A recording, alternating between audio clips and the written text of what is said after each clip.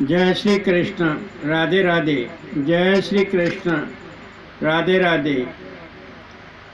हरि शरणं हरि शरणं हरि शरणं हरि शरणं हरि शरणं हरि शरणं हरि शरणं हरि हरि हरि शरणं हरि शरणं हरि शरणं हरि हरि हरि शरणं हरि शरणं हरि शरणं हरि हरि हरि शरणं हरि शरणं हरि शरणं हरि हरि हरि शरणं हरि शरणं हरि शरणं हरि हरि। सुखदेव जी वर्णन करते हैं कि राजन,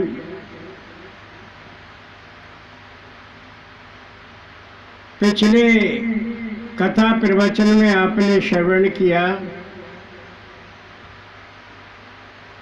देवगुरु विश्वरूप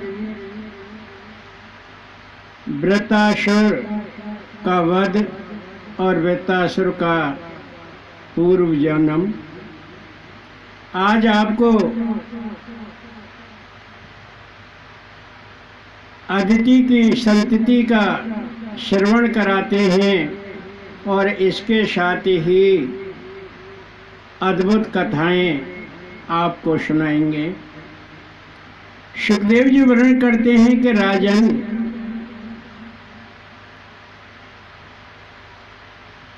अदिति के 12 आदित्य हुए। आदित्य कहते हैं सूर्य को, और उनके 12 पुत्रों के नाम हैं विवशान, अर्यमा, पूषा, त्वष्टा, शब्ता, भग, धाता, विधाता, वरुण, मित्र, इंद्र, त्रिविक्रम। त्रिविक्रम वामन भगवान को कहते हैं, विष्णु को कहते हैं। अब तक 4 पुत्रों का वर्णन हो चुका है।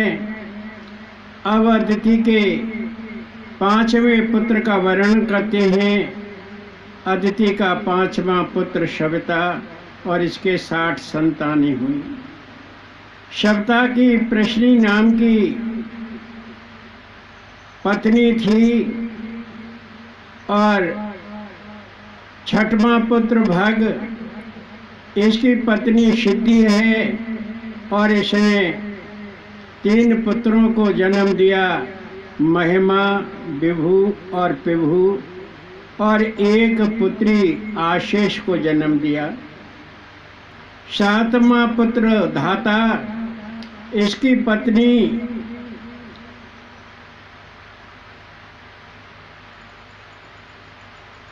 कुहू, शनि वाली राका, अनुमति से क्रमशः साय, दर्श, प्रातः और पूर्णमास जन्मे। अदिति का 8वां पुत्र विधाता, जिसकी पत्नी क्रिया है, पुरुष नामक 5 अग्नियां उत्पन्न की, और 9वां पुत्र वरुण है, इसकी पत्नी का नाम चरिष्णी है। इसने 2 पुत्रों को जन्म दिया, भृगु और वाल्मीकि। इससे पूर्व भृगु ब्रह्मा के मानस पुत्र थे। वरुण और मित्र ने उर्वशी को देखा, दोनों का वीर्य स्खलित हो गया, एक घड़े में गिरा, और अगस्त और वशिष्ठ का जन्म हुआ। 10वां पुत्र मित्र है, जिसकी पत्नी का नाम रेवती, और इसके 3 पुत्र हुए, उत्सर्ग, अरिष्ट और पिपल। 11वां पुत्र इंद्र है, इसकी पत्नी शची है, जो दैत्य पुत्री है, पुलुमा दैत्य की पुत्री है। इसने 3 पुत्रों को जन्म दिया, जयंत, ऋषभ और मीणवान। अर्थ हुआ कि इंद्र के 3 पुत्र हैं, जयंत, ऋषभ और मीणवान। और 12वां पुत्र विष्णु, जिसकी पत्नी कीर्ति है, इसने 1 पुत्र को जन्म दिया, जो बृहच लोक कहलाया। सुखदेव जी वर्णन करते हैं कि राजन, ये अदिति के 12 पुत्रों का और उनकी संतति का वर्णन आपको श्रवण कराया। राजा परीक्षित ने पूछा, क्या मुनिवर दक्ष नंदिनी दिति का संतति वर्णन सविस्तार श्रवण कराइए। सुखदेव जी वर्णन करते हैं कि राजन, दिति के 2 पुत्र हुए, हिरणाक्ष और हिरण्यकश्यप। हिरण्यकश्यप की पत्नी कयादु है, और उसके 4 पुत्र हुए, शंगलाद, अनुलाद, हिलाद और पहलाद। और 1 पुत्री हुई सिंहिका, जो विप्रचित्ती दैत्य को ब्याही थी, जिसने 101 पुत्रों को जन्म दिया। सबसे बड़ा पुत्र राहु और शेष पुत्र केतु कहलाए। सुखदेव जी वर्णन करते हैं कि राजन, शंगलाद की पत्नी का नाम कृति, और उसने 1 पुत्र को जन्म दिया, पंचजन। अनुलाद की पत्नी शूरमा, उसने 2 पुत्रों को जन्म दिया, बासकल और महिषासुर। और हिलाद की पत्नी धमनी, जिसने 2 पुत्रों को जन्म दिया, वातापी और इलवल। अर्थ हुआ कि बासकल, महिषासुर, वातापी और इलविल ये हिरण्याकश के पौत्र हैं। प्रहलाद की पत्नी सुवर्णा है, और इसने 3 पुत्रों को जन्म दिया, विरोचन, निकुंभ और कुंभ। विरोचन का पुत्र बलि, और बलि की पत्नी बिंधावली, जिसने 100 पुत्रों को जन्म दिया।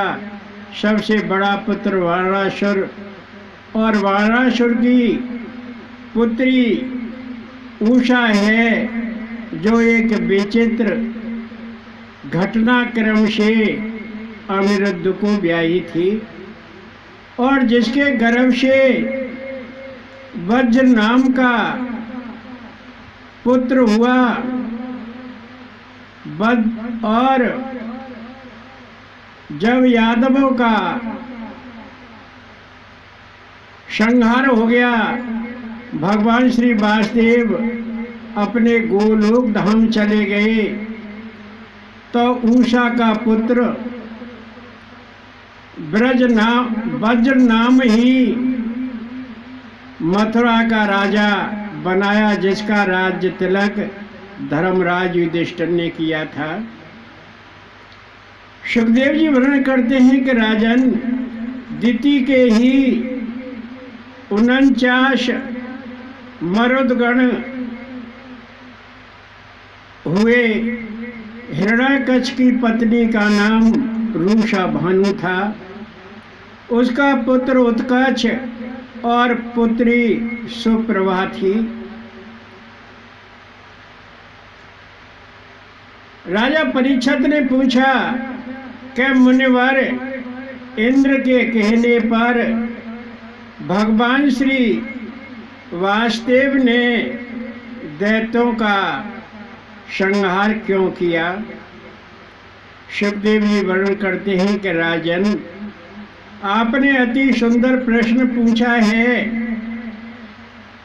भक्तों की महिमा को पूर्ण करने वाला प्रश्न है, भक्ति को साकार करने वाला प्रश्न है।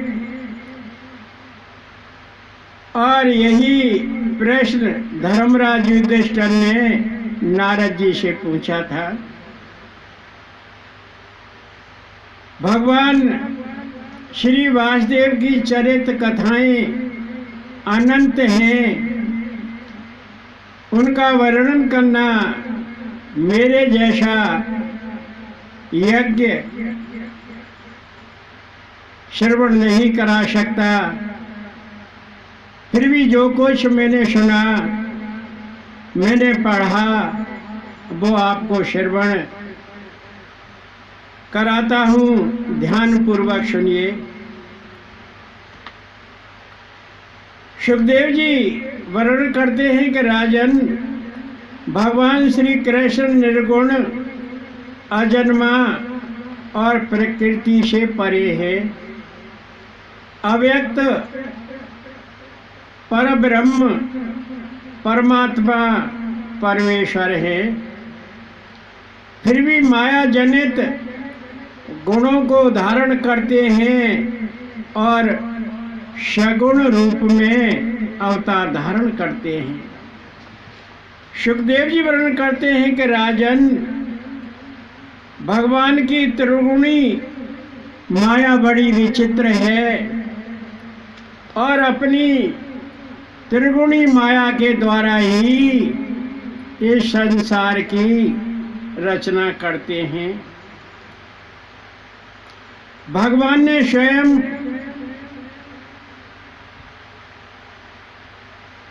अपने को अनेक रूपों में दिखाने के लिए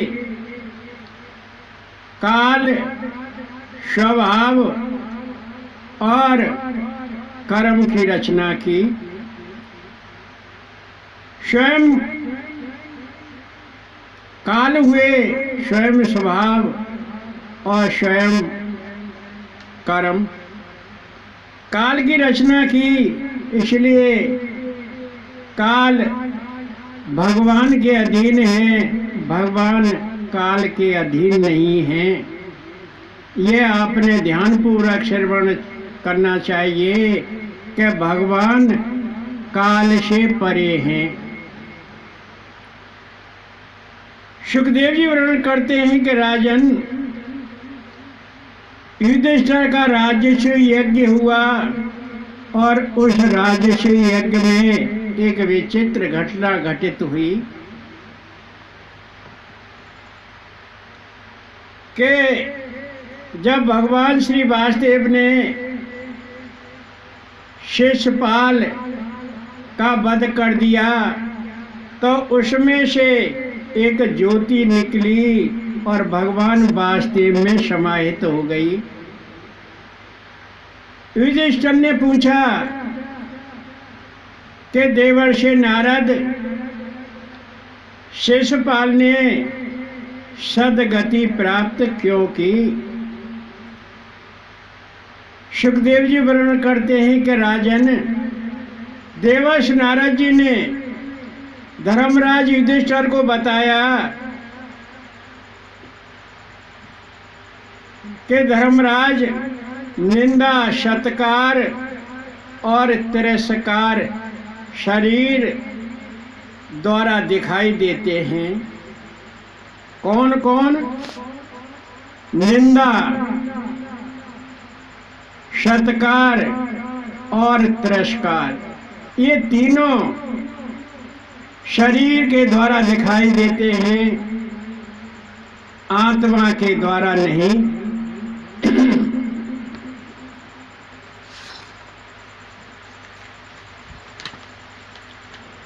नारद जी ने कहा कि जीव का शरीर कल्पनामय और अज्ञान युक्त है। वह मैं मेरेपन में लगा रहता है, इसी बंधन में फंसा रहता है। इस भूल को मनुष्य नहीं जान पाता है, क्योंकि शरीर अभिमानी है, वह भेद रखता है, वह बैर करता है, वह अपना पराया देखता है। यह शरीर ही तो है जो अभिमान से युक्त होता है, भेद से युक्त होता है और बैर बांधता है। भगवान कृष्ण की भेद दृष्टि नहीं है। वह सबका कल्याण चाहते हैं, चाहे सत्कर्मी हो, ब्रह्म हत्यारा हो, भूत हो, प्रेत हो,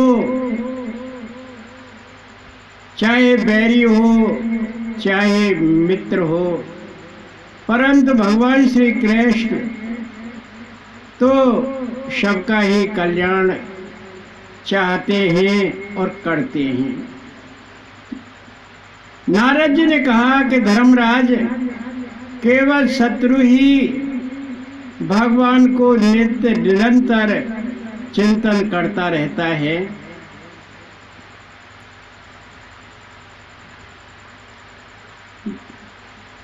जब शरीर बिलो के अभिमान, दुर्वचन कहे जग बहु नाना। जब शरीर अभिमान से युक्त हो जाता है तो वह दूसरे लोगों को नाना प्रकार के दुर्वचन कहता है। यह सत्य है। पर भगवान न इन सम्माना, जीव प्रतिदृग सदा कल्याण। परंतु भगवान श्री वासुदेव इन सब को नहीं देखते हैं। वो तो जीव के प्रति ही प्रतिपल कल्याण ही कल्याण सोचते हैं। युधिष्ठिर सुदृढ़ निश्चय मेरा, जन बैरी ही हर तन हेरा। नारद जी ने कहा कि युधिष्ठिर, यह मेरा दृढ़ विश्वास है, मेरा दृढ़ निश्चय है कि मनुष्य बैर रूप में ही भगवान को भजता है, अर्थात भगवान का नाम लेता है।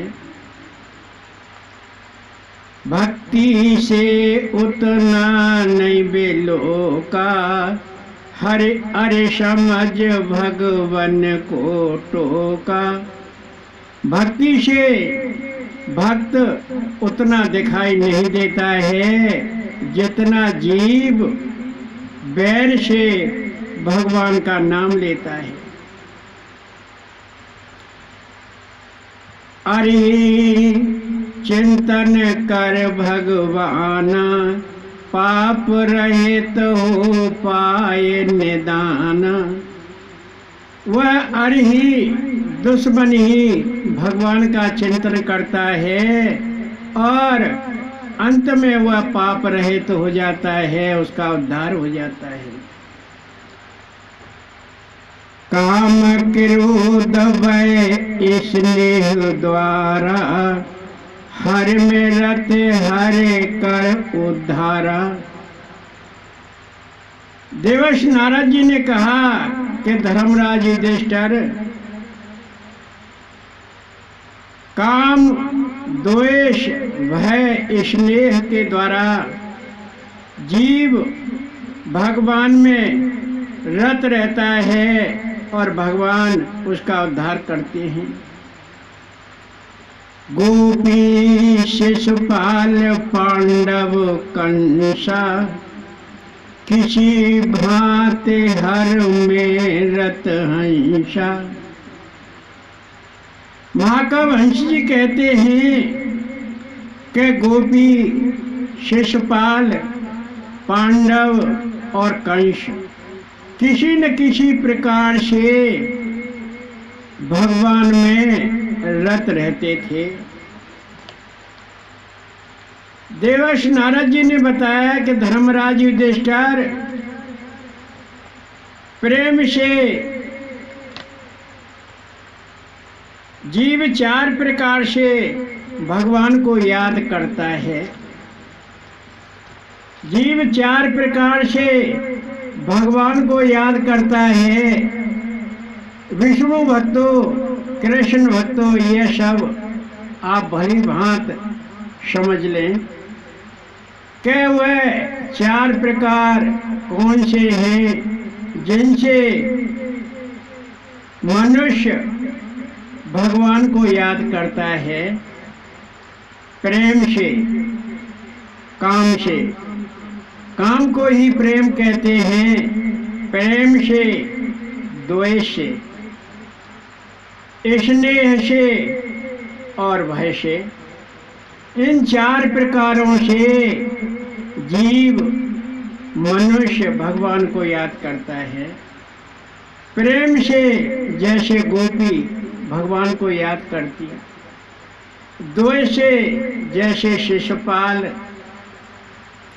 और स्नेह से जैसे पांडव, और भय से जैसे कंस भगवान को याद करते हैं। अर्थ हुआ कि जीव को किसी न किसी प्रकार से भगवान का ध्यान करना चाहिए, भगवान का नाम उच्चारण करना चाहिए। भगवान हर जीव का कल्याण करते हैं, चाहे भूत प्रेत हो, ब्रह्म हत्यारा हो, ज्वारी शराबी हो, परंतु वह एक बार भगवान श्री वासुदेव का नाम तो ले।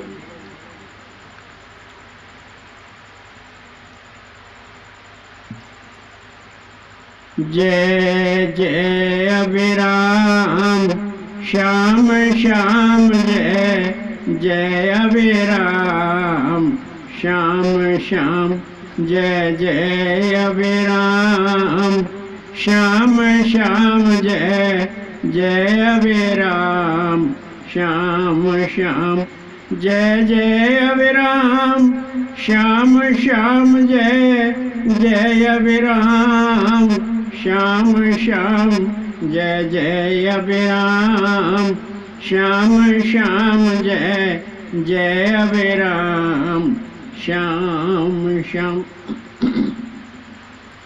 राजा परीक्षित ने पूछा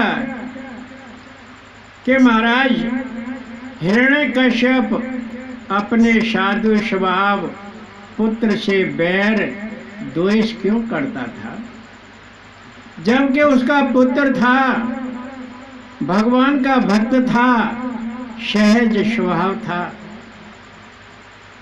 सुखदेव जी वर्णन करते हैं कि राजन, यही प्रश्न एक बार धर्मराज युधिष्ठिर ने नारद जी से पूछा था। राजन,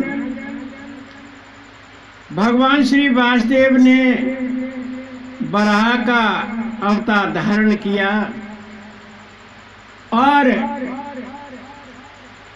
पाताल लोक से इस पृथ्वी को ला रहे थे।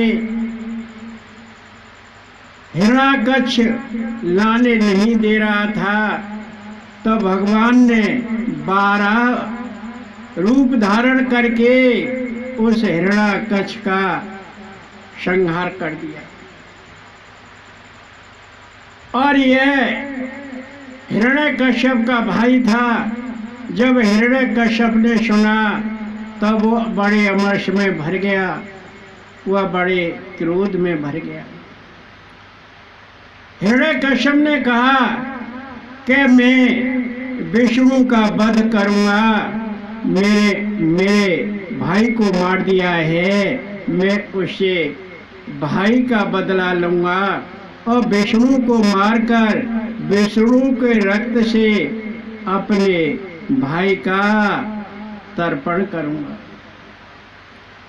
हिरण्यकश्यप ने दैत्यों को बुलाया और दैत्यों से कहा कि दैत्यों, देवता, ब्राह्मण, विष्णु भक्त आदि सबको मार दो, उनके यज्ञ याग आदि सबको नष्ट कर दो। तप यज्ञ व्रत दान आदि कर्म यही उसका स्वरूप धर्म। दुज सुर वेद वर्ण जित पाओ, ढूंढ ढूंढ उन्हें जा जलाओ। के तप यज्ञ व्रत दान आदि कर्म धर्म के स्वरूप है और विष्णु भगवान इन्हीं के सानिध्य में रहते हैं। ब्राह्मण, देवता, वेद वर्ण जिधर आपको दिखाई दे उधर ढूंढ ढूंढ कर उनको जला दो, मार दो। आत्मा नित्य शुद्ध अविनाशी, देह इंद्र से अलग भाषी। आत्मा नित्य है, शुद्ध है, अविनाशी है और ये देह और इंद्रियों से अलग है। तन रहित आत्मा तन ही माना, यही जीव का कहा अज्ञान। तन रहित आत्मा को जब जीव शरीर मान लेता है कि यह आत्मा नहीं है, यह शरीर है, यही जीव का ज्ञान है, यही जीव की सबसे बड़ी भूल है कि वह शरीर को ही आत्मा मान लेता है। अर्थ हुआ कि आत्मा को ही शरीर मान लेता है, जबकि आत्मा शरीर रहित है।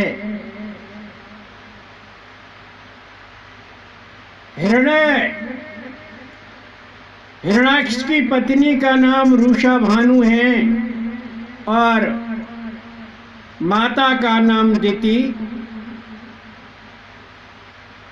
और जब हिरण्याक्ष का वध हो गया, बड़ा भगवान ने उसका संहार कर दिया, तो उसकी पत्नी रूषा भानु और उसकी माता दिति बड़ा शोक करने लगी, विलाप करने लगी। हिरण्याकश को श्रेष्ठ गति प्राप्त हुई है, वह वीर गति को प्राप्त हुआ है। हिरण्यकश्यप ने उनको समझाया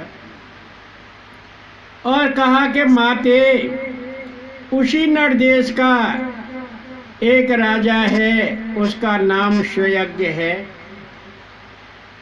देवों ने उसको युद्ध में मार दिया था और उसके भाई बंधु, स्त्री पुत्र आदि सब विलाप कर रहे, सब पुकार पुकार कर राजा के लिए रो रहे। यमराज एक शिशु बनकर आए और उनको समझाया कि मूर्खो, आप क्यों रोते हो, यह मिट्टी का लौंदा था। प्राण गया जो सुनने वाला, काय छाती पीठ बेहाला। यह शरीर माटी का लौंदा, आत्मा अलग वही था बोदा। हिरण्यकश्यप ने कहा के प्राण जो सुनने वाला था वह चला गया।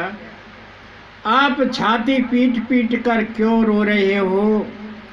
और यही बात यमराज ने शिशु बनकर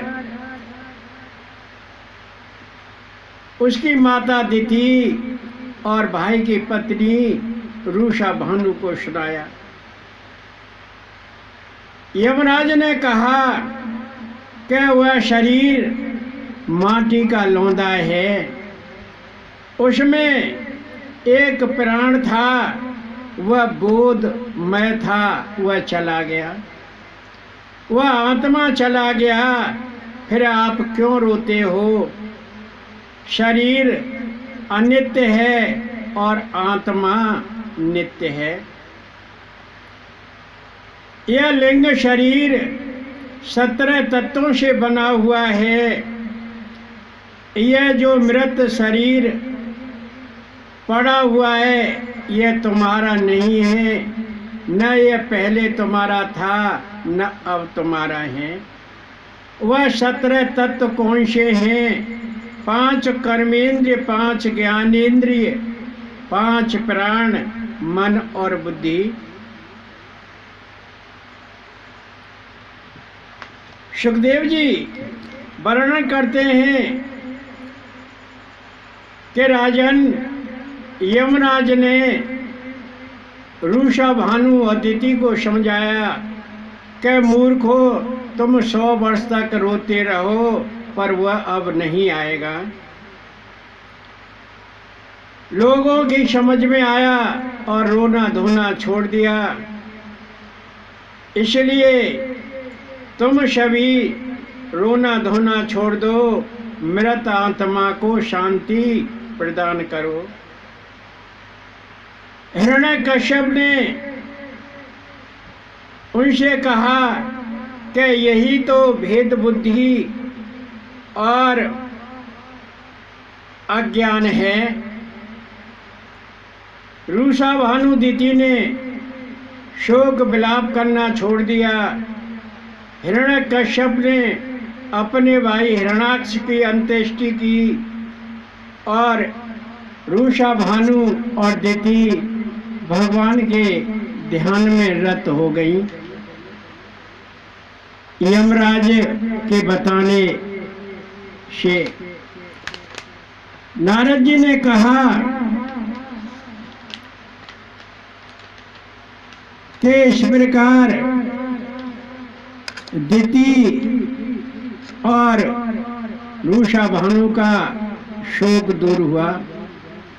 सुखदेव जी वर्णन करते हैं कि राजन, यमराज की धर्ममय बातें सुनकर भगवान के प्रति स्नेह और प्रेममय बातें सुनकर भगवान के प्रति श्रद्धा और भक्ति युक्त बातें सुनकर हिरण्यकश्यप ने सोचा, विचार किया कि क्यों न मैं अजर अमर बन जाऊं और एक छत्र राजा हो जाऊं। तब मैं विष्णु को मारूंगा और उसके खून से अपने भाई का तर्पण करूंगा। यह सोचकर हिरण्यकश्यप मंदराचल पर्वत पर चला गया। मंदराचल पर्वत सोने का पर्वत है, स्वर्णगिरी है। मंद्र कहते हैं स्वर्ण को। और उसके नीचे बाहर चटाई बिछाकर बैठ गया। एक पेड़ खड़ा हुआ था, उस पेड़ के नीचे चटाई बिछाकर बैठ गया और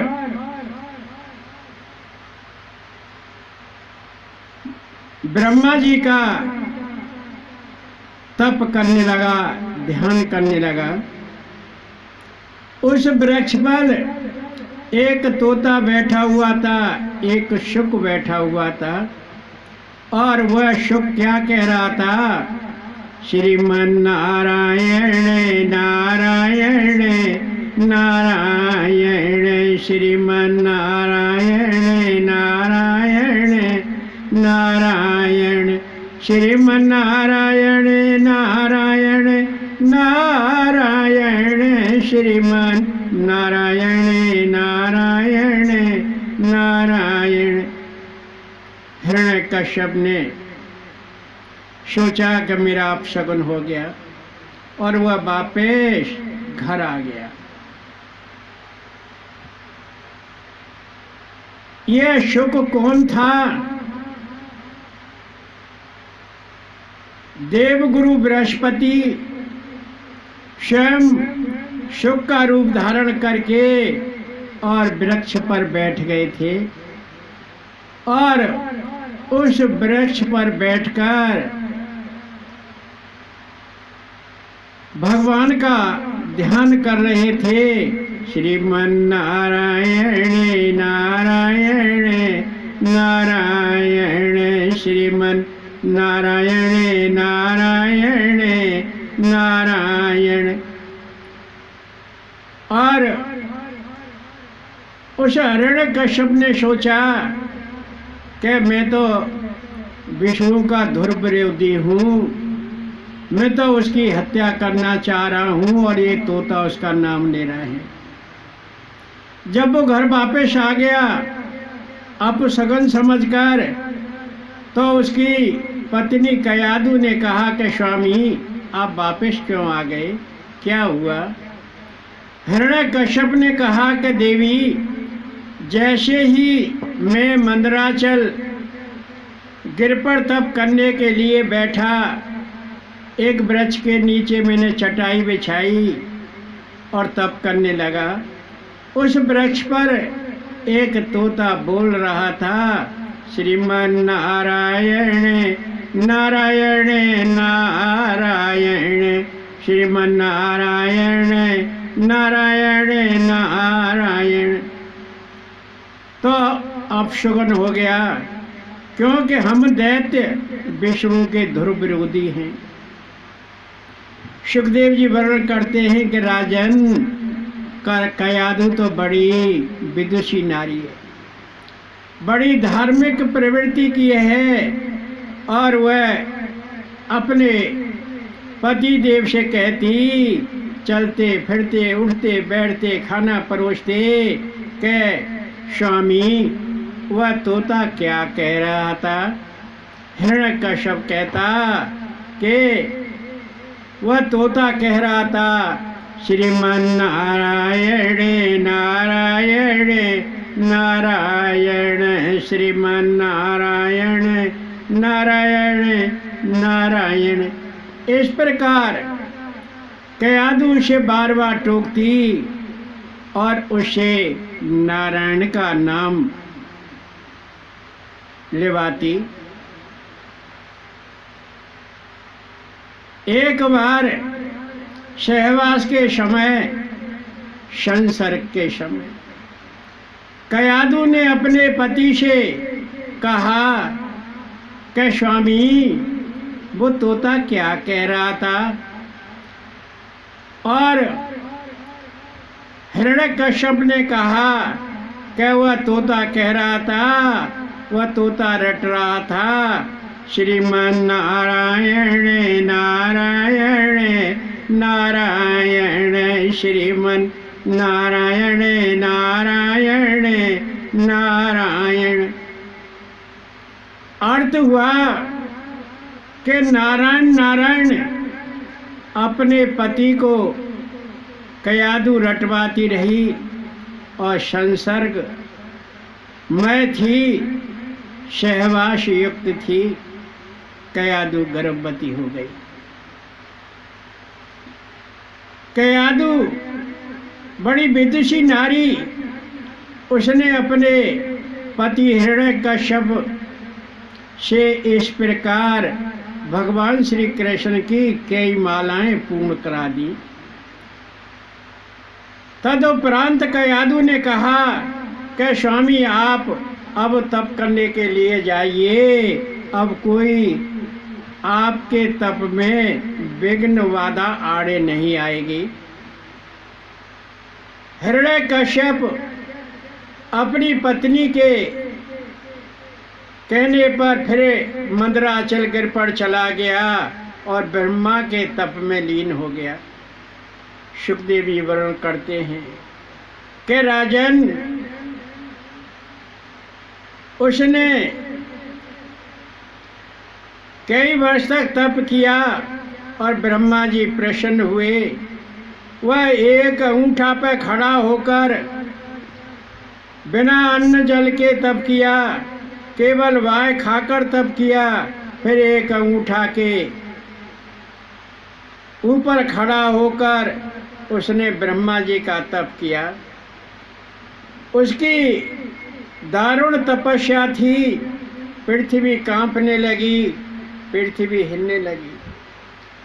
तपा अग्नि से पृथ्वी, आकाश, पाताल आदि सारे प्रज्वलित हो गए और सारे जीव जंतु घबराने लगे। सुखदेव जी वर्णन करते हैं कि राजन, तारे टूट टूट कर गिरने लगे, जीवों की सांसें रुक गईं, देवता घबरा गए और सभी देवता ब्रह्मा जी के पास पहुँचे और ब्रह्मा जी को सारा वृत्तांत कह सुनाया कि प्रजापति, हम स्वर्ग में नहीं रहेंगे। लोक स्वामी अनंत विद दुज गौ भूश्वर आप, दुष्ट दैत्य से बचायन शांत करो तप ताप। देवताओं ने ब्रह्मा जी से कहा कि हे लोक स्वामी, हे प्रजापति, आप अनंत हैं। ब्राह्मण, गऊ, पृथ्वी देवता के रक्षक हैं। आप उस दुष्ट दैत्य से इन सब को बचाओ, उसके तप को शांत करो और हम स्वर्ग में नहीं रहेंगे। ब्रह्मा जी देवताओं को साथ लेकर और मंदराचल पर गए। देखा कि हिरण्यकश्यप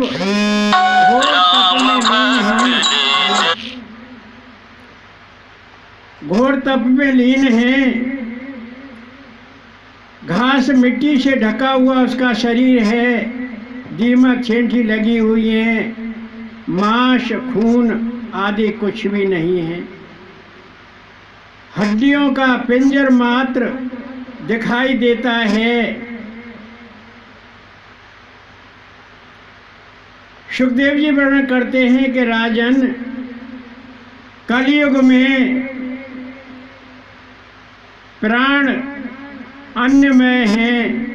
अर्थ हुआ कि प्राण अन्न से युक्त है, परंतु सतयुग में प्राण अस्थिमय थे। अर्थ हुआ कि उस समय मांस आदि की आवश्यकता नहीं थी, अस्थियों में ही प्राण रहते थे। सुखदेव जी वर्णन करते हैं कि राजन, बिन 65 वर्ष तप कठोरा, तपी बुझे किया अपने ओरा। हिरण्यकश्यप तुम मरणशीला, में ही अमर जग धर्मशिला। ब्रह्मा जी ने कहा कि बिना पाए अन्न के तूने 7 वर्ष तप किया है।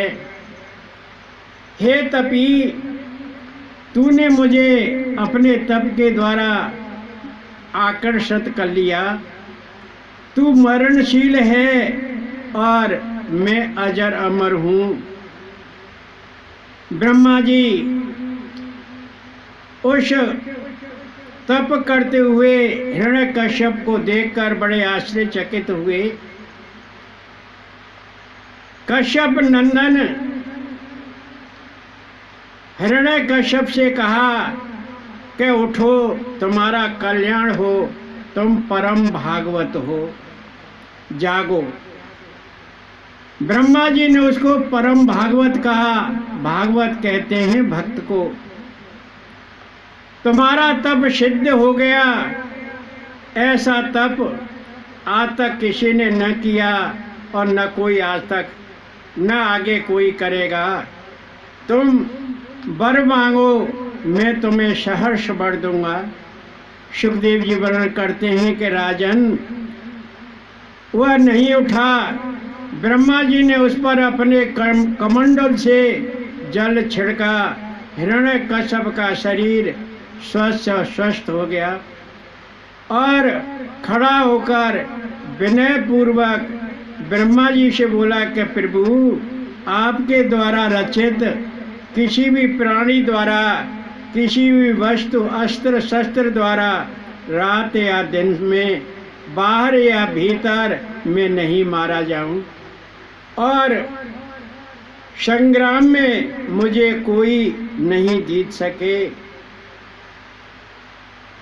मुझे यही वर दीजिए।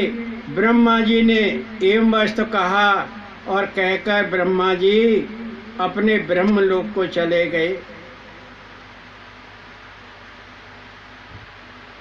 जय श्री कृष्णा, राधे राधे। जय श्री कृष्णा, राधे राधे। श्री राधे गोपाल श्री राधे, भज मन श्री राधे। श्री राधे श्री राधे श्री राधे, श्री राधे श्री राधे श्री राधे, भज मन श्री राधे। श्री राधे गोपाल श्री राधे, भज मन श्री राधे। नैया मेरी डगमग डोले, तन मन राधे राधे बोले। नैया मेरी डगमग डोले, तन मन राधे राधे बोले। पार लगाओ तुम्ही राधे, भज मन श्री राधे। श्री राधे गोपाल श्री राधे, भज मन श्री राधे। जय श्री कृष्णा, राधे राधे। जय श्री कृष्णा, राधे राधे।